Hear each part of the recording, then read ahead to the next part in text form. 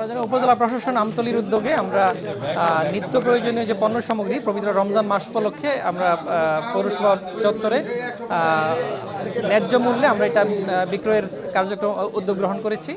আমরা আড়তদারদের কাছ থেকে সরাসরি পাইকারি দামে নিত্য প্রয়োজনীয় পণ্য সামগ্রী কিনে বিনা লাভে মানে কোনো রকম কোনো লাভ ছাড়াই আমরা এখানে বিক্রি করছি এবং আপনারা দেখতে পাচ্ছেন যে প্রচুর সাড়া পড়েছে আমাদের যারা ক্রেতা।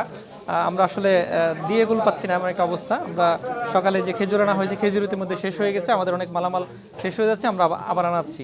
তো আমরা আশা করি যে আমাদের নিম্নবিত্ত নিম্ন মধ্যবিত্ত বা দ্রব্যমূল্যের ঊর্ধ্বগতির কারণে যারা এরকম কষ্ট করছে তাদের পাশে আমরা উপজেলা প্রশাসন এবং আমতলী পৌরসভার পক্ষ থেকে দাঁড়ানোর চেষ্টা করছি, যেন এই পবিত্র রমজান মাসে সবাই যেন একটু স্বাচ্ছন্দ্যে তাদের সিয়াম সাধনা করতে পারে।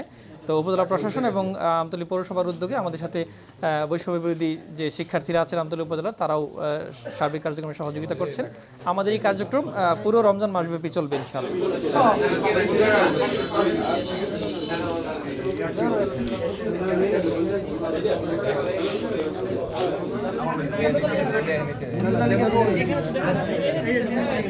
এটা 118 খেজুর কত?